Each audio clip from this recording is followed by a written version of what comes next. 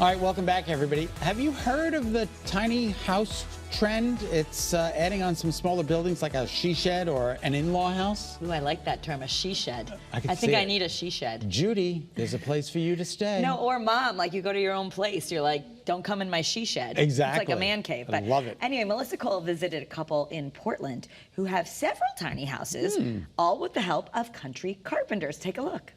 Patty found this little jewel and we grabbed it. A job transfer brought Patty and Joe from Long Island to Connecticut. This property in Portland was the 10th they saw and the one they fell in love with. I wanted to find a property that had barns. That was essential. And so we saw an aerial view of the property and we saw the two huge barns and I said, that's it. So we came on over and bought the house.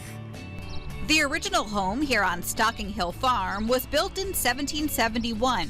The two large barns came around 1850, and just recently this couple added several smaller buildings, including a guest house. Well, we stay there on the weekends. I know it sounds rather silly, but you avoid traffic. We have our little golf cart that we load up with all our weekend belongings. And we stay there Friday through Monday morning. And we live there and we pretend that we're in Vermont or New Hampshire or Maine. And it's just a wonderful space. The small buildings are by Country Carpenters. It's a family-run business out of Hebron that specializes in post and beam work. And the main thing that we loved about Country Carpenters barns was that they blend in so beautifully with the 1850, 1700s feel. It works beautifully with the old buildings. Roger Barrett is the director of sales. His grandfather started the company. My grandfather was a huge fan of historic buildings and that 1750s style of like colonial America. So him and my grandmother for decades would drive around and take pictures of the New England countryside and old homes and things like that. And he put a lot of that into the designs of the buildings that we offer. Just on this property, we have some rather small buildings up to some middle-sized buildings that they've done some beautiful things with. I know we're standing in front of right now a couple of our even pitch garden sheds. This one with the porch on the front is actually called our Country Cabin. Lucky for us, we're getting to see inside and the creative ways Joe and Patty have set them up. This is called Stockingville, yes. Residence 2. You and Joe. And I'm the mayor. So I'm in charge of everything that goes on in here. All right, so there are two buildings. We're going to talk about this one first. This is your she shed. Yes, I actually call it my dollhouse workshop. All right, let's see it. Okay. Okay, I see a gorgeous dollhouse right here. So you restore these? Yes, what I do is I love colonial style dollhouses. And I usually buy them when they're complete on the outside, but the insides need re-wallpapering, flooring, new molding, you name it. So I restore the insides. Can we take a peek inside this one? Sure.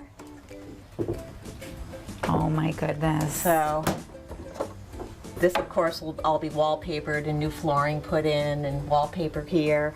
Here's another example of a colonial style dollhouse that I'm converting into an ice cream shop and candy shop. Patty has been collecting furniture and accessories since she was little, and this she shed is the perfect size, not only for storage and workspace, but also for a little whimsy. And I'm also looking at this floor that we're standing on. I feel like you probably had something to do with this. Yes, yes.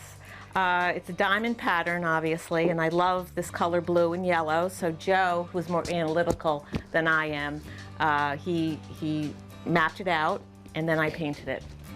Next door is Joe's space, a blacksmith shop.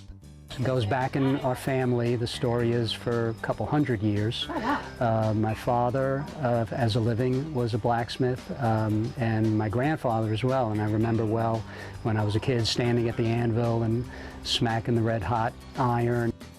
Joe is still setting up and hopes to be up and running soon. He has quite a collection of tools. Some have been handed down and others he's found over the years. And what do you hope to make when you're in here?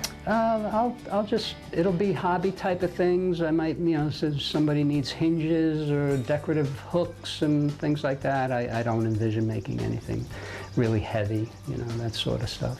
Wait, did you ever imagine you could have this really on your own property? No, I didn't. I'm glad the opportunity came up, and definitely looking forward to hitting some iron in here, definitely. Next, we walk over to the guest house. This is our weekend getaway. Wow. This is incredible. So there's actually a full working kitchen in here. Yes. Joe built the kitchen. He added this bar. He added, of course, the stove and the propane heater. And we found this sink on the side of the road, actually. Oh my gosh. And picked it up. So we wanted it to have a farm feel in here. And it stays nice and warm. It does. So you can stay in here in the wintertime. Yes. We do. There's some extra insulation that Country Carpenters offers, and we got that package. And you also have a bathroom in here? We do. It has shower, sink and toilet, all the good stuff that you need. It's all plumbed in, water heater, and yeah, it works great. And this is fantastic for a family when family comes and visits, and for little weekend retreats. There's an upstairs too with plenty of room. And I noticed the fan, this probably keeps it cool. Oh, yes, it does. It does, yes, yeah. it does. And if it gets too hot, we have an air conditioner that we'll put here. And we have a canvas wall that we can put up here. Just keep the cool in. Cool air in. Nice. So this really has everything. It does. It does. It does. Our house is kind of small, the main house, for bedroom spaces, so this is just perfect for us and for guests. Yeah. You can stop by Country Carpenters in Hebron to see more of their buildings and what they offer. And something like this garden shed, how long would that take to assemble? I would expect about 2 to 3 weeks, depending on weather conditions throughout that build time. Overall project time, from purchase to delivery of building, that can be typically 4 to 6 months. Absolutely amazing. So beautiful, and I It's love amazing. the whole tiny house trend. I love the idea. They go on vacation in their yard. It's terrific. Just gonna go here for the weekend, but I mean, what a great getaway. If you would like to learn more about the incredible Country Carpenters, you can visit their website. It is countrycarpenters.com. And don't forget, tell them Great Day Connecticut sent you. Yeah. All right.